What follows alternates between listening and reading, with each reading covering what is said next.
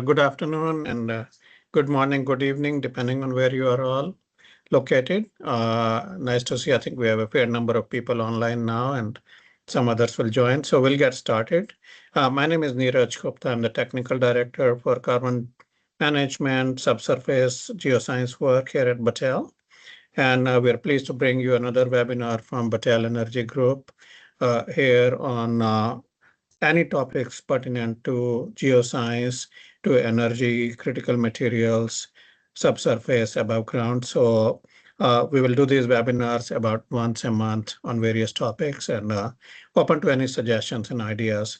On this one, we would be hearing about a very interesting project that we just finished after about 6 years of work on looking at CO2 enhanced oil recovery and storage and carbonate reservoirs in Southern Michigan. So before I hand it over to the main speakers for today, I want to give you some background on not just on this webinar, but on the program update, because many of you come to know us from the Midwest Regional Carbon Sequestration Partnership or the DOE's Regional Partnership Programs, which has been ongoing for the last 25 years almost. The initial program was MRCSP that we finished in 2020. Following that was MRCI, Midwest Regional Carbon Initiative. And that completed last year after five and a half years of work across the Midwest, Northeast US. And the final reports for those are available on the midwestccus.org website for both MRCSP and MRCI. If you need those, please reach out to us. And we would be moving into a new program, as you know, that we have been on a hold since last year as the administration completes the review of the programs. But the new program called RITAP, or Regional Initiative Technology Assistance Partnerships, is hopefully going to start in the next few weeks or so as we go through the final negotiations with DOE, and we'll have one for Appalachian Basin and also participate in another one in Michigan Basin. So this project that we'll talk about today is somewhat independent of the program, but very much like a sister project, like many other projects that spawn from the regional partnership programs.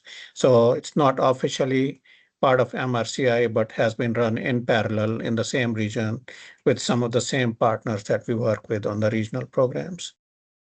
And while you will hear about a specific project that was completed recently, I just want to make you aware that there are many other CO₂-EOR or overall EOR, EGR activities and areas of interest across the country. We know that's a big area of interest for the DOE. It's also a big area of interest for the industry as we look at both the traditional oil and gas field, the conventionals, but also carbonates, some of the more difficult to work in fields, and eventually for enhanced gas recovery, especially in the unconventional shale type deposits. So there's many opportunities. Over the years, we have done many programs. Some are smaller half and puff projects. Some others are bigger projects like the MRCSP Phase 3 work that was done with Core Energy in Northern Michigan that lasted several years. And also looking at things like natural gas liquid injection in Appalachian Basin and several other projects. So that's just to say that this project is a big one, but also part of a bigger scheme of things to look at both field deployment, but also feasibility and modeling and lab studies to see how we make and enable EOR in this region. So with that, I'm going to turn it over to Aubrey Colley, who is a senior geologist at Battelle, and Derek James, who is a reservoir engineer. They will present the project. Aubrey has been here. I think he joined us about 5 years ago, coming from industry, and really he took over the project as a deputy PI, which means effectively that he did almost all of the work on the project. And before that, I want to acknowledge Autumn Maxma, who's on the call today. She was a deputy PI and doing a lot of the initial geoscience and reservoir work on this project. Then Derek James is a reservoir engineer working with a lot of very detailed complex simulations and varying scenarios. So with that, I will hand it over to Aubrey. Yeah, thank you, Neeraj. Let me just share my screen. Give me a thumbs up if you can see the new presentation here.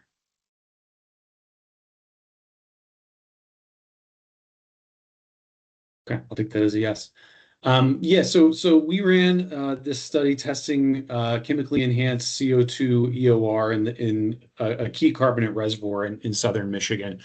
Before I start the presentation, I do want to call out the project team. This was a DOE-funded project. We got not quite $8 million worth of funding from the DOE and contributed about $2.1 million worth of cost share between us and a number of project partners. Key project partners include West Bay Exploration, Innova Exploration, where we who helped us drill our original well, Core Energy, who was a key advisor, Western Michigan University, where a lot of the core in Michigan is stored, which was key for this project, as well as the University of Texas at Austin, who provided both laboratory and geophysical support to the project, as well as numerous operational partners who actually helped us pull off the CO₂ injection test. So thanks everybody for your participation in the project. This is just a stock disclaimer for most DOE projects. You can read it on your own time. Okay, so for those of you who are maybe new to the subsurface or new to CCUS, I want to give a quick overview of what CO₂-EOR is. It is just a very simple, not a simple process, but it's a proven and economically favorable process wherein CO₂ is injected into an oil or an oil and gas reservoir and used to sweep oil away from the injector well to a production well, and that therefore enhances the production of oil at the oil production wells. One of the co-benefits of CO₂-EOR is that there's some incidental CO₂ storage that happens. Not all of the CO₂ that is injected into the reservoir comes out with the production stream, and so some of that CO₂ stays in the reservoir permanently. So that provides us a synergistic opportunity for carbon capture, usage, and storage.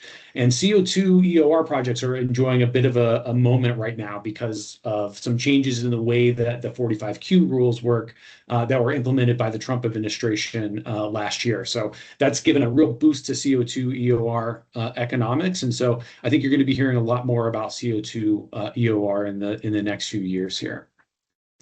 Okay, so why are we running this why did we run this project in the Michigan Basin? If you're not in the United States, the Michigan is a state. It's one of the sort of north central states in the country, and the majority of the state is underlain by what's known as the Michigan Basin.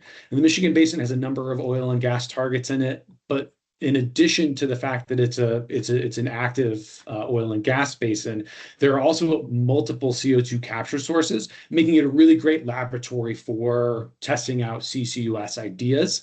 And additionally, the state of Michigan has announced an intention to be carbon neutral by 2050. And so there's a really pleasant regulatory environment for this type of activity. So our next map is going to zoom in here to the southern part of the state, where the Trenton-Black River carbonate play actually exists. So this is a major play within the southern part of Michigan. About 170 million barrels of oil have been produced from this play to date. There's about 170 million barrels of oil known to be remaining in the play. And then the USGS thinks that there may be as much as 800 million barrels of potentially undiscovered oil in these fields or in additional fields here in southern Michigan.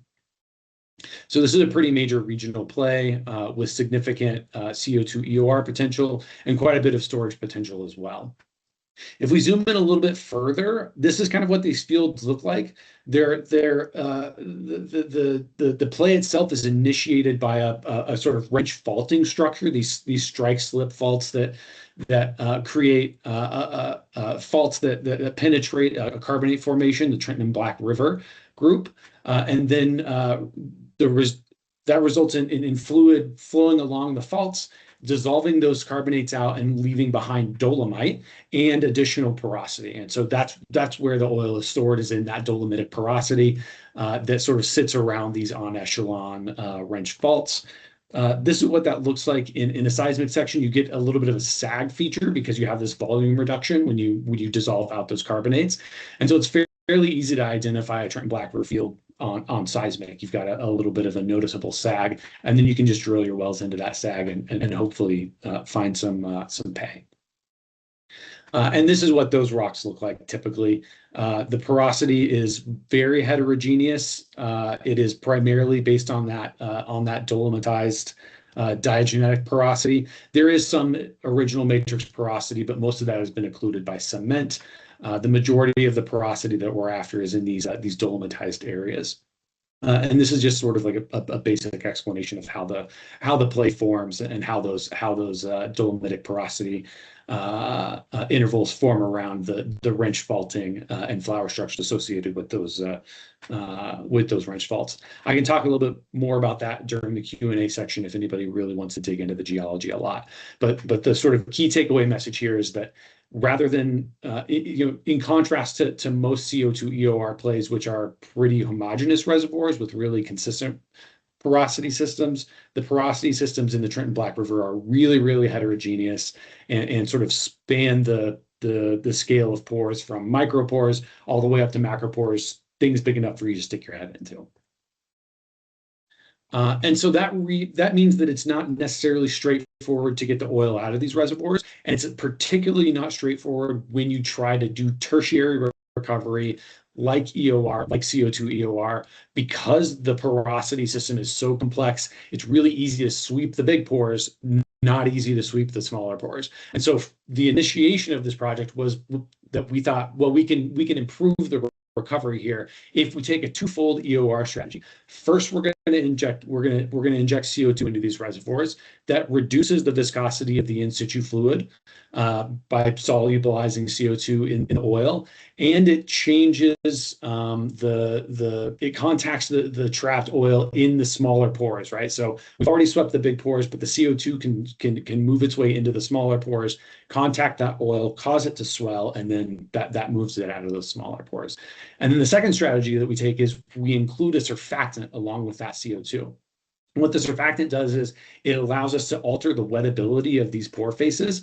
Typically in hydrothermal and dolomitic reservoirs, the reservoir is mixed wet. So in traditional oil and gas reservoirs, the reservoir face is water wet, which means that water is in contact with the pore surface, making it easy to sweep the oil, which is not in contact with the pore surface, out of the reservoir. Here, we're in a mixed wet situation where the oil is actually sort of attached to the pore face. And so we need to find a way to sort of scrape the oil off of the pore face. And we do that with a surfactant. And so by combining these two technologies, the CO₂ injection and the surfactant injection, we can sweep the oil off of the CO₂ face, cause it to swell, and move it into the major pores in the system, and then out into the wells that we're using to produce that oil. And so that's the basic setup of the project. This is the project goals and objectives. We start by doing an advanced geological characterization, including machine learning. We do some laboratory experiments to discover the best surfactant and the best CO₂ injection operation that we can. This is where UT Austin played a big part in the study. And then we design and simulate the CO₂-EOR scenarios that may come into play so that we can optimize our field injection. And then finally, we run a field injection test, injecting both CO₂ and that surfactant into the reservoir, and ideally producing some oil out of that reservoir. Okay, and then this slide here is sort of what that project timeline looked like. We started in 2019, and you can see that this slide kind of extends off the page because we went all the way through 2026. I've outlined each one of the pieces of this project in red where we had a little bit of what I'm going to call an uncertainty, where something happened that we weren't entirely expecting, and that either changed the way that we approached the project technically or caused a delay in the project. And you can see that as we moved through the project, we had quite a bit of things that kind of didn't go the way that we thought they would. And even though that happened, we were still able to deliver on the project goals for the DOE and for our other clients. So the story of this project that I'll kind of share with you from this point going forward is a lot of things happened that we weren't expecting. We were able to work through them, and this is kind of how you have to approach long-term scientific projects that last for 6 years, projects that go through things like 3 different presidencies and 18 months of pre-vaccine COVID that makes it hard to work in laboratories, and some other things that we'll talk about over the course of the rest of the webinar. But suffice it to say that this project was a challenge. We managed to accomplish our goals, and I think you'll be excited to hear about how we did that. Okay, so the first part of the project, right when we started, we wanted to make sure that we fully understood the field, and we did a full geological field evaluation. That includes looking at core, doing seismic work, reinterpretation of wireline logs, and also quite a bit of machine learning to make sure that the data that we did have was integrated in the best possible way. We did some imputations, especially for wireline logs and image logs, that helped us sort of fill in some key data gaps and allowed us to interpret through places where we might have a little bit of higher uncertainty in the project. In addition to that basic geological analysis, we also did some seismic analysis. This is a time slice of a key interval in the Albion Scipio field. This is a time slice through the sort of northern part of the trend where we actually did the CO2 injection. UT Austin was a major part of this. Shubhajit Bhattacharya's group did some seismic inversion for us, some porosity inversions that really helped us key in on the key parts of the reservoir here. And so that work was really very much appreciated from UT Austin and from the Bureau of Economic Geology. In addition to the geological work and the seismic work, we also had some lab testing that was done by Kishore Mohanty's group, also at UT Austin, where they took CO2, they took a number of different surfactants that could be pumped into the reservoir, and they analyzed what the sort of CO2 volumes would be necessary in order to generate an effective CO2 flood, and which surfactants would interact most effectively with the carbonate reservoir, with that dolomitic reservoir that we have. And what we found was that CTAC, a pretty generic, commonly used surfactant throughout the EOR industry, was our best option. This is what the reservoir face looked like. You can see that it's mixed wet. The oil contact between the face of the reservoir and the oil is very, very narrow at about 180 degrees. This is oil wet or mixed wet. And then after interaction with CTAC, you can see that the oil has sort of formed a bubble. It's much less agglomerated onto the pore face and is ready to be swept off by that CO2. And so we've accomplished the goal, at least in the laboratory, that we wanted to, which is removing the oil from the pore face and preparing it to be swept off by CO2 injection. And so this is a really nice proof of concept in the laboratory that we were able to take into the field with us when we did the CO2 injection. Okay, so we've done the geological analysis, we've done the seismic analysis, we've done the laboratory analysis. We're ready to go to the field and run a field test. And so that's what we did. We went into the Albion Scipio trend, and our project partner, Innova Exploration, who is just amazing, drilled a new exploration well on the edge of the trend here. And our intention was to use that exploration well as an injection point to flood the field, sweep CO2 into a production well, and then produce oil from that well. What actually happened was that the drilling, logging, and completion of that well was a success, but on test, the oil production from that well was lower than expected, and water production was much higher than expected. And so what we found was that the reservoir wasn't sufficiently oil saturated for us to feel comfortable doing this test in this reservoir. So we abandoned the plan of doing a CO2 flood in that part of the reservoir. And so we had to step back and say, hey, what are we going to do next? And that's when our other project partner, West Bay Exploration, said, hey, we have a field that's already been on production for a while. We've already got 4 wells that have been drilled. Why don't you come into our smaller field and do a CO2 flood there? The reservoir has a little bit less oil in it. The pressures are a little bit lower, but the infrastructure is already there. The wells are already there. We already know about the oil saturation. These wells are ready to go. And so that's what we did. We novated into this Lee 26 field provided by West Bay Exploration. And we moved forward with the idea of doing a CO2 flood there. Okay, so that was in 2021. And then in the meantime, between the project initiation, after the dry well at the Albion Scipio field, and then in the intervening time when we were redoing the study of the Lee 26 field so that we would be ready to inject CO2 there, CO2 prices doubled. So At the original project location, we were going to inject 10,000 tons of CO2. At the new project location, at the Lee field, because of the lower pressure and because the reservoir volume was a little bit higher, we were going to need to do 30,000 tons of CO2 injection to implement a half pour volume flood, which we thought we would need in order for this to be an effective test.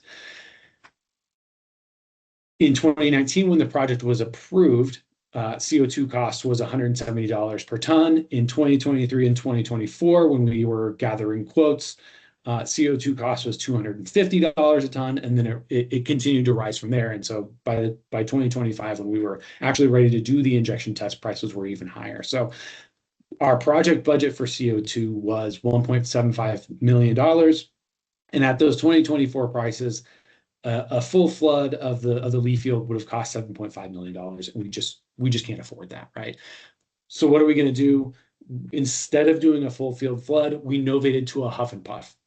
A huff and puff is a simpler project. Instead of using 2 wells, it uses 1 well, where you inject CO2 into the well. You use a smaller volume so that it stays just in the near wellbore vicinity, and you let the CO2 sit and soak, letting it interact with the oil, and then you produce back out of the same well, producing that CO2 back up out of the same well, and allowing you to sort of minimize your CO2 volume and minimize your well usage. So we pivoted away from a flood and towards a CO2 huff and puff, which is ultimately what we did.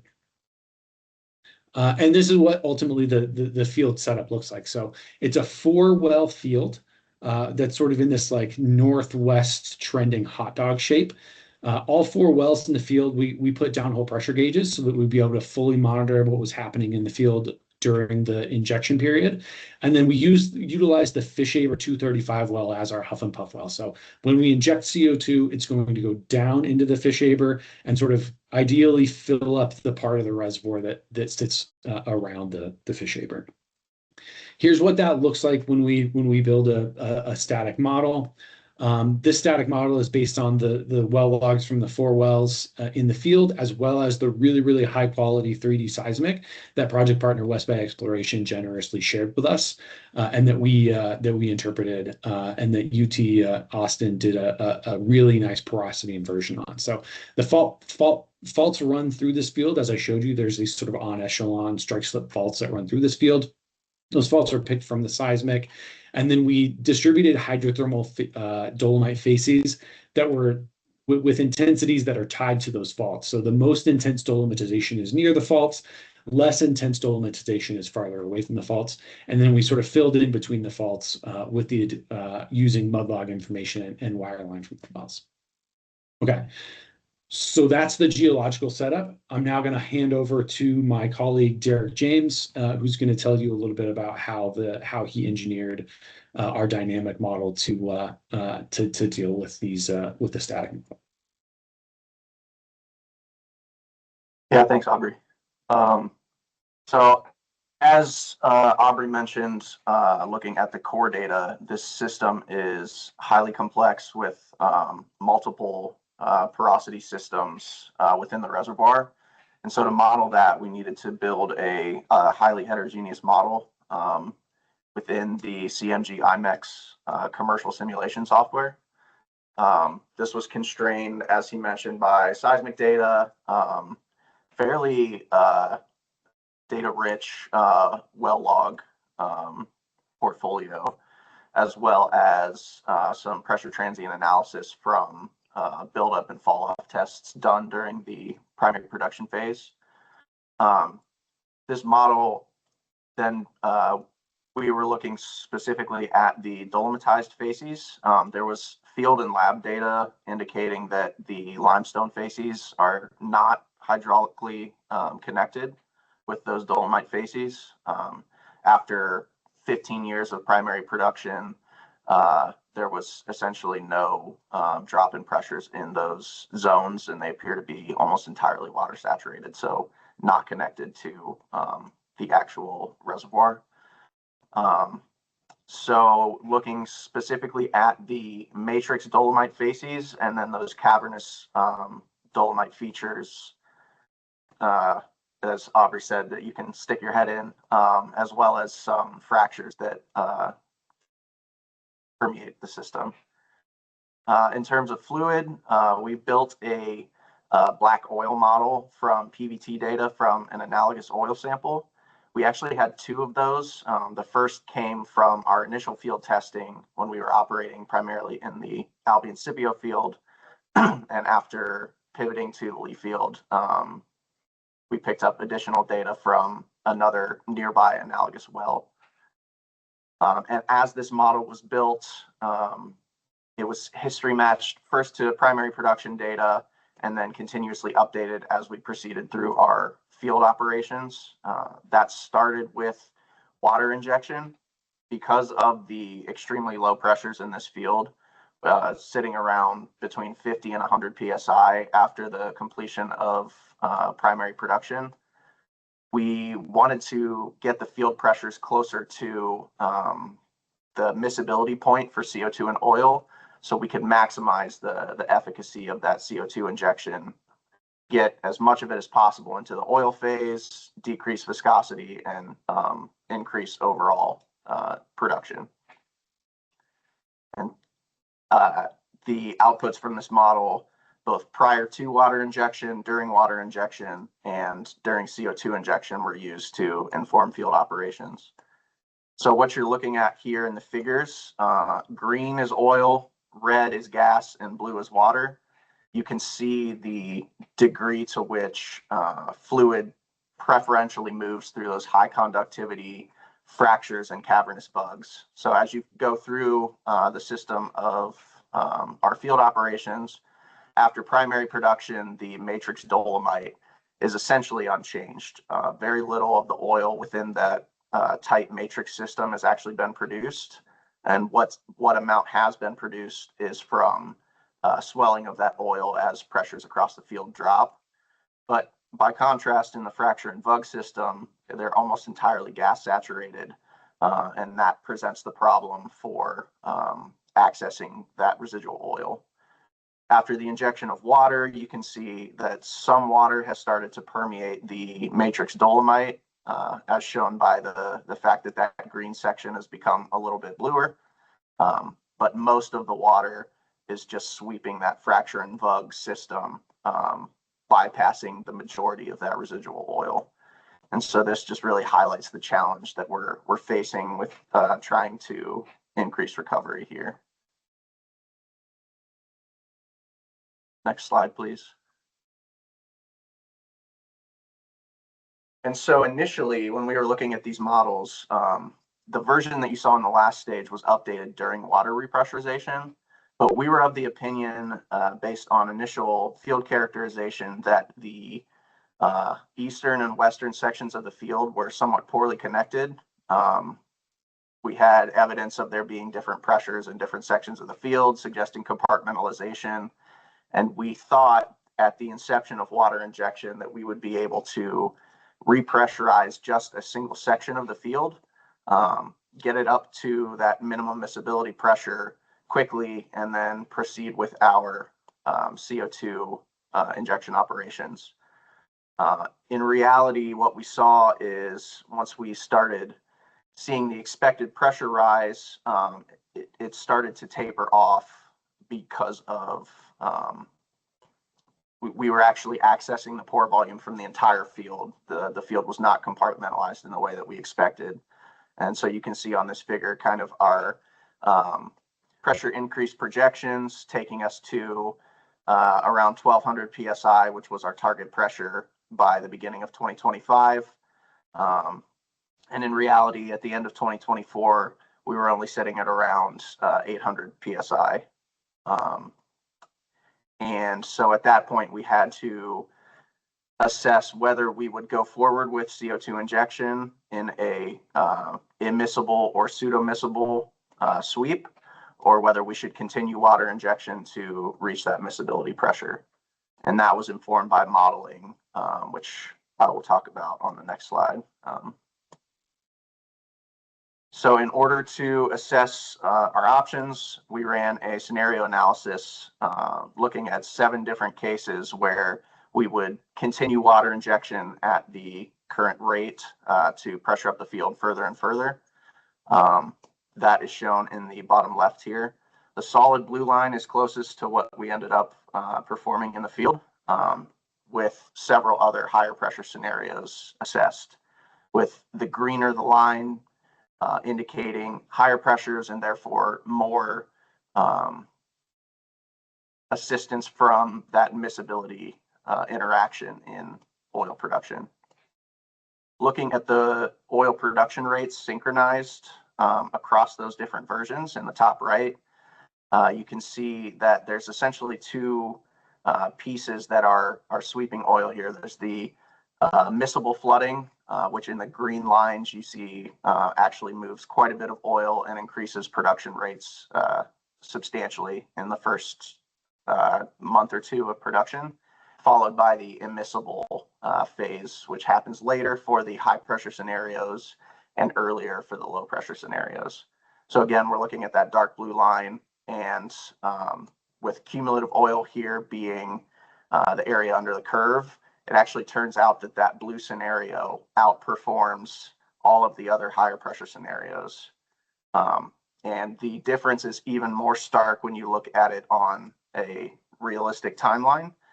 The additional months that would be needed for additional water injection, additional repressurization would push out oil production by at least half a year. So this gave us enough confidence to just go ahead and go forward with the immiscible production scenario. And I'll kick it back over to Aubrey to talk about what those field operations look like. Yeah, thank you, Derek. So to sort of recap what Derek said, we started with a scenario where we are attempting to reach a miscible flood, which is by far the most common way to use CO2 in an EOR scenario is an immiscible flood. What we found in this field, based on our dynamic modeling, is that in fact, the lowest pressure flooding scenario is actually the highest producing scenario. And this was informed by the pressure data that we received directly from the field. Okay, so the field is telling us, hey, go ahead and inject that CO2 at a lower pressure than would typically be injected at. And so we took that advice from the field, and we moved forward with CO2 injection. We first started with a project safety meeting on January 7th in 2025, where we had all of the companies that were going to be participating in the operation, both us as the prime, the West Bay Exploration as the field operator and field partner, as well as our CO2 provider and injection specialist at Messrs America, and then Baker Hughes, Hadra, and McConnell and Scully, our safety wireline and field services company. Everybody participated in this meeting, and it really showed when we went to the operating phase. We had no safety issues, no releases of CO2 that were unplanned, and everything went off without a hitch. In the meantime, West Bay Exploration worked really hard to build out the production facility for these wells. You'll remember that I told you the huff and puff means that we're going to inject CO2 into the Fishaber well and then produce CO2 back out of the Fishaber well, but there was no production facility that sat at the Fishaber well. The nearest production facility was the next well over, the Marshall 135, about a quarter of a mile away. And they built out a really well thought out production facility where CO2 is really effectively handled. Gas compression is handled to send that gas back down this Marshall well and back into the reservoir where it can continue to interact with the oil, and then also to provide us with flow measurement to understand the exact amounts of oil, water, CO2, and other gases that are coming out of the production well. So really high quality production facility built by West Bay Exploration. And that set us up to go ahead and do our CO2 injection. We ultimately injected just less than 2,000 tons of CO2. Messrs America was our injection partner. They provided 15 queen tanks for CO2 storage on site, as well as providing the CO2 for the project. the basic setup was they brought these queen tanks onto site. We filled them up entirely with CO2, and then we injected stage 1 of CO2 into the well. This is what the wellhead looks like during CO2 injection. It gets quite cold, and we have injected that CO2 with very minor hitches for operations at the beginning, and then really smoothly during stage 1. We then took a pause for some weather in southern Michigan in early spring, refilled those tanks with another 1,000 tons of CO2, and then injected CO2 stage 2. So 2,000 tons injected really effectively into the well, and then we set off on a short soak period where the CO2 could sit in the reservoir, interact with the oil, and the surfactant could do its job of sweeping that oil off of the reservoir face. And that's when things kind of stopped for us, unfortunately. We injected CO2 stage 1. We had, as I mentioned, we had a 26-day long Calhoun County mandated weather pause. The roads in Michigan get a little bit weird in the spring. And then we injected stage 2. And then we ultimately waited for over a month on our wireline company to provide access to a spectral pulse neutron tool. We ran spectral pulse neutron before CO2 injection to understand the saturation in the pores around the well. Before CO2 injection, we intended to, after CO2 injection, immediately run the spectral pulse neutron tool again, so that we could compare before and after of the saturation of the reservoir around that well. That lasted for 32 days. They were, after 32 days, still uncomfortable with the amount of pressure that was sitting around the well. So we produced the fish shaver for 9 days to draw down a little bit of that pressure in the reservoir. And then, due to some operational things on their side, we waited another 17 days for the wireline company to provide us with that spectral pulse neutron tool. Then we produced the well for 10 days using an electrical submersible pump, which then broke. That ESP broke, and we waited for 52 days for a replacement pump, and then we produced with that new replacement pump. Unfortunately, this approximately 100-day interlude between CO2 injection and sort of consistent production resulted in the pressure plume around the well. That was a key part of driving the CO2 and oil back up into the fish shaver. That pressure plume dissipated out into the reservoir around the fish shaver, and we were not able to produce back any significant amount of oil from the fish shaver well. So what we ended up with was really, really successful injection and an unsuccessful production period that followed it. But Derek is now going to tell you about what that production period looked like and give you a little bit of insight into why we still, despite having produced no oil out of the fish shaver well, think that we were actually successful in mobilizing oil within this field.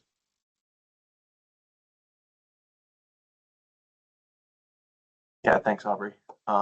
So here we have downhole gauge data from all 4 of the wells in our field, looking at the second injection period on the left of this plot in late April, and following through all of those stages that Aubrey discussed, concluding with about a 2-month production period ending at the end of October. Major takeaways from this is during that injection period, it looks like the field is extremely well connected. You see strong pressure responses almost instantaneously across the entire field. But once the production test started in earnest at the end of August, we see indications of compartmentalization starting to crop up again, primarily in that black line, which is the Jacoby well, which is actually the closest well to our Huff and Puff well. You can see that it doesn't follow the pressure trend of the rest of the field and actually stabilizes much earlier than the production test actually ended. So this is indicating that we're not seeing good hydraulic connection throughout the entire field, which could be impacting that 0 oil production number, as well as the fact that pressure has dropped from around 800 to 900 pounds immediately after CO2 injection down to about 400 pounds when we started the production test. So at some point in that soak, conditions in the field changed, and that's something that was not accounted for initially in our model. Next slide, please.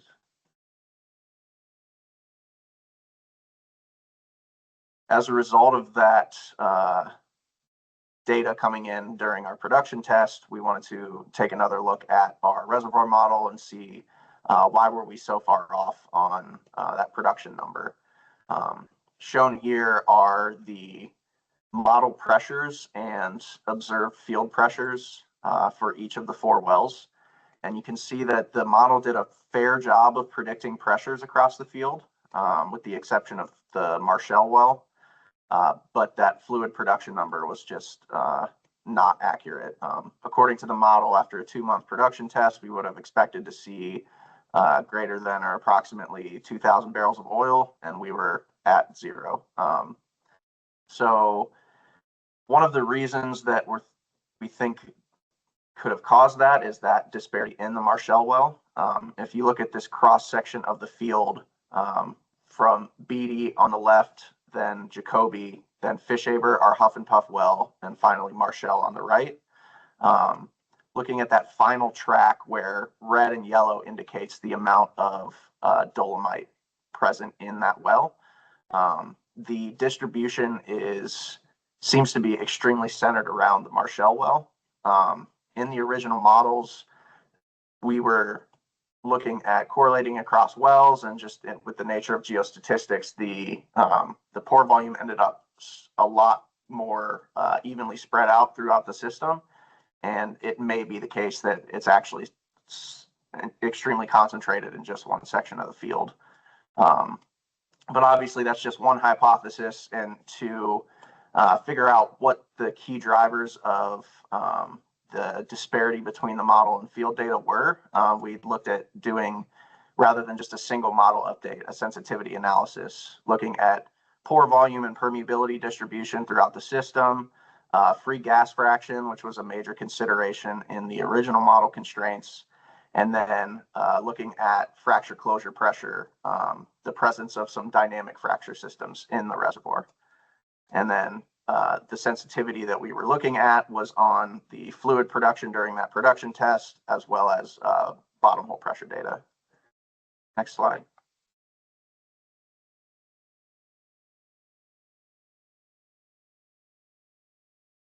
And so the results of that sensitivity analysis showed both the range of uncertainty present from varying these independent variables, as well as indicating the key drivers for both model performance and potentially future CO₂-EOR performance.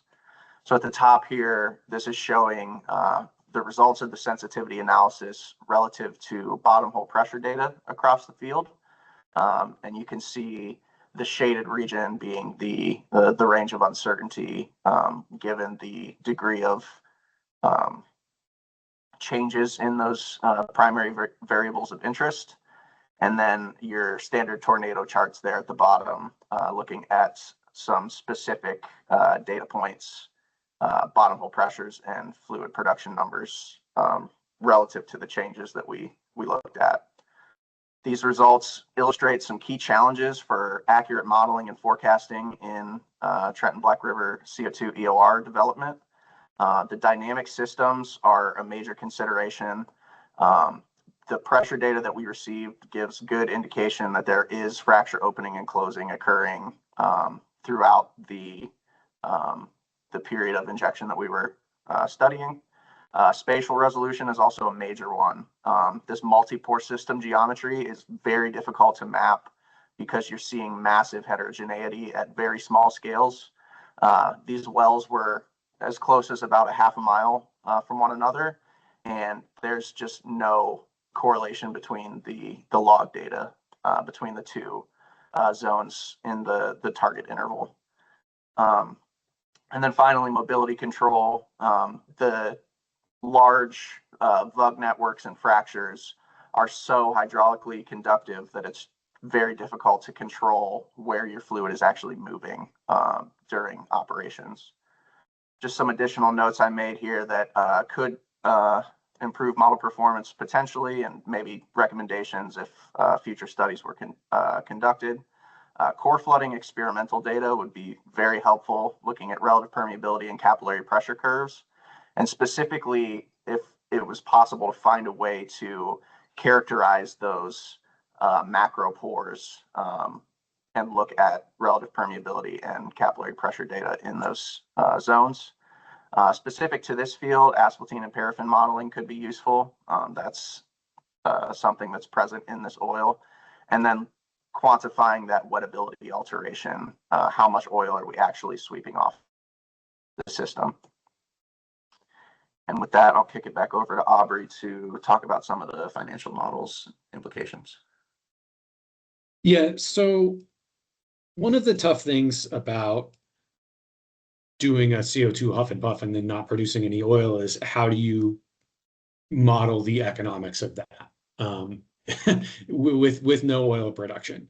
That's very difficult. The economics of zero oil production is typically $0 or fewer. So what we did is we went to the literature. We think, as Derek explained, that we actually did mobilize some oil in this reservoir. We think it just didn't happen to be in the near vicinity of the fish shaper well.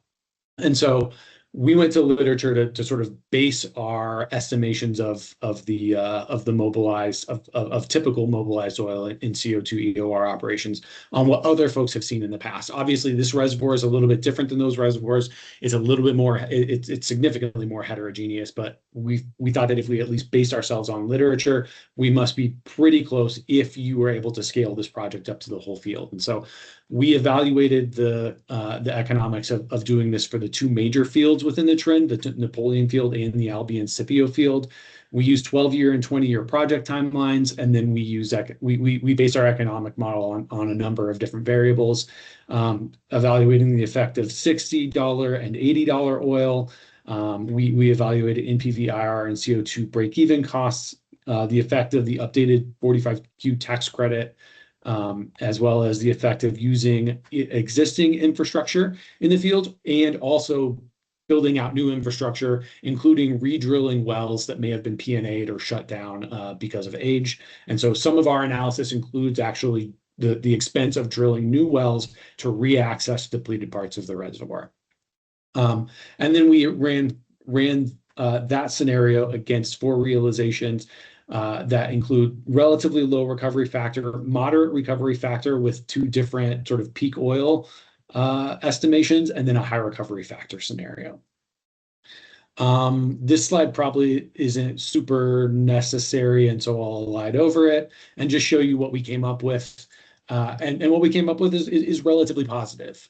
There's only one scenario, the low recovery factor scenario at $60 a barrel, where you actually have a negative IRR and a negative NPV. And in every other scenario, you at least have a moderate NPV. And in some of the scenarios with even moderate recovery factors, and if you have $80 oil, which when we ran this analysis didn't seem likely, and today seems really likely. If you have $80 oil, things start to look really nice. You can have CO2 break-even prices from anthropic sources of CO2 that look really promising. Some of these CO2 break-even prices are above $200, even one above $300 in the high recovery factor scenario. And so these are really favorable for actually going out and capturing CO2 at an anthropic source rather than sourcing your CO2 from geology, especially when you're in the Michigan Basin or in the Midwest, where local sources of geological CO2 are really uncommon, but local sources of anthropic CO2 are pretty darn common. So this is a really strong case for partnering with local emitters to gather CO2, transport it to your site, and inject it into your reservoirs, particularly if that reservoir is the Trenton-Black River. Okay, I'm going to pause there because that's the sort of basis, that's the majority of the work that we, Battelle, did for this study. And I want to make space for our key project partner, West Bay Energy, and hear a little bit about what the impact of this project was for them. So I'm going to hand over to Dan Bergman. He is the current vice president of engineering development at West Bay Exploration and was our primary project partner and contact over at West Bay Energy. So Dan, take it away. We'd love to hear what this project was like for you guys.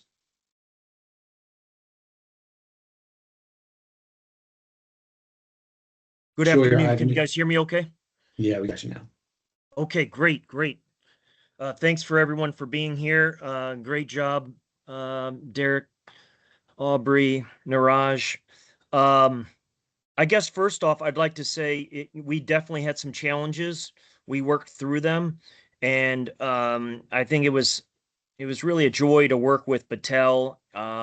There's quite a bit of depth and breadth on their team, from geology to engineering, geophysics, and project management, which made the challenges smaller speed bumps.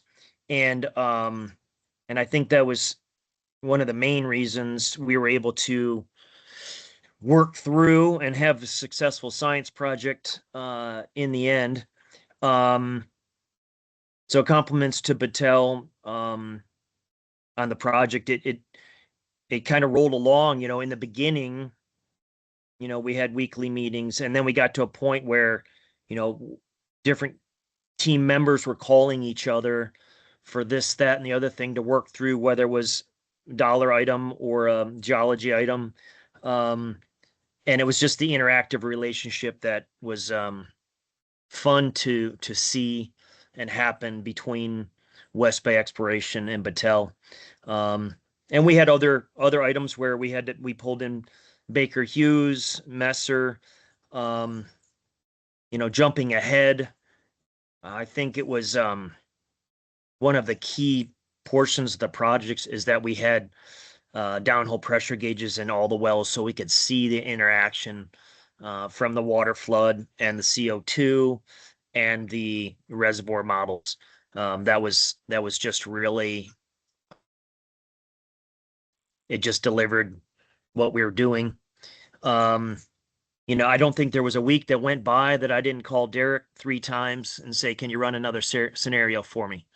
That was fun. I think some of the key learnings we had was well selection, how we were going to use the wells, given we have quite an extensive pipeline corridor, the integrity of the wells, and the reservoir were key components of the project.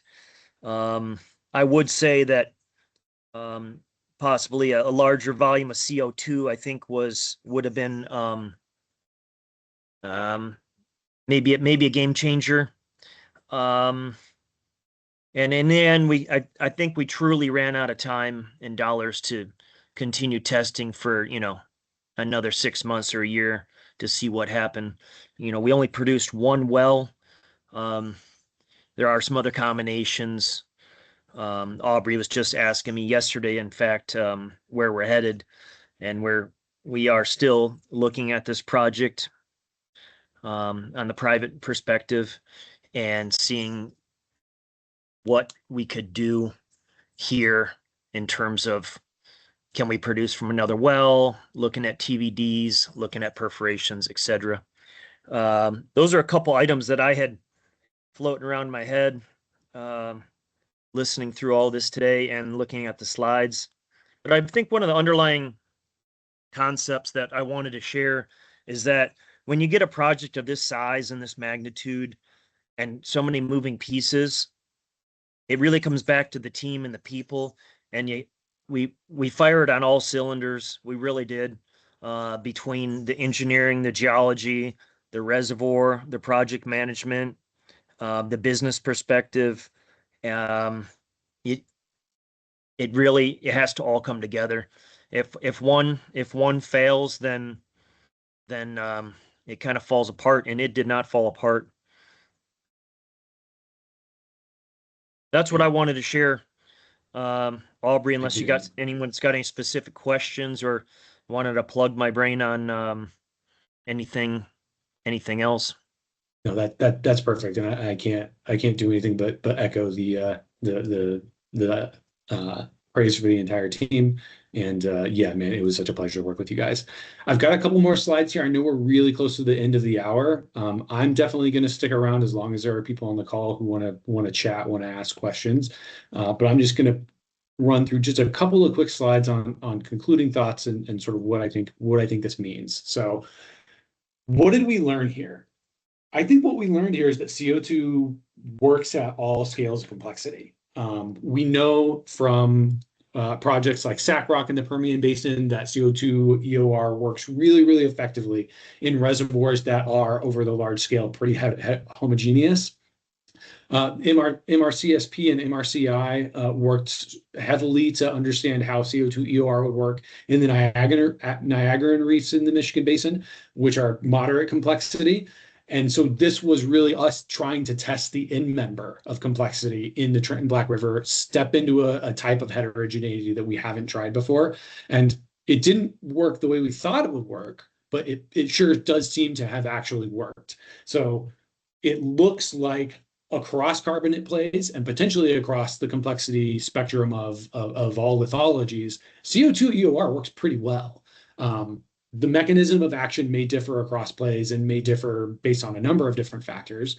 And we probably need to use a lot more CO2 than 2,000 tons to make it work effectively. And we probably really need to do a lot more tests to understand how complexity affects things and how it will change the way that CO2 moves and interacts with the rocks.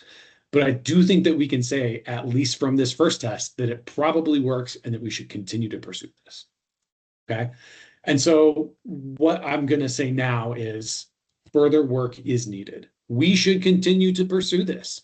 There are ways to make this happen at a larger scale, whether that's through DOE funding, private funding, more funding of the science on smaller scale projects that can answer specific parts of this question. But I do think that there are ways to make this continue to work, not just for the Trenton-Black River, but for other complex carbonate and siliciclastic plays around the country and around the world. So big plug for continuing the science on this. For the Trenton-Black River specifically, I really think that we need to continue to study this. We need to study the geology more. We need to identify sweet spots within the play where we can continue to apply larger volumes of CO2 and test this idea out more effectively. I think we need to strengthen working relationships between field operators like Innova, Core, and West Bay, and also the local CO2 emission sources. There are 7 sources that are tagged here just in Southeast Michigan.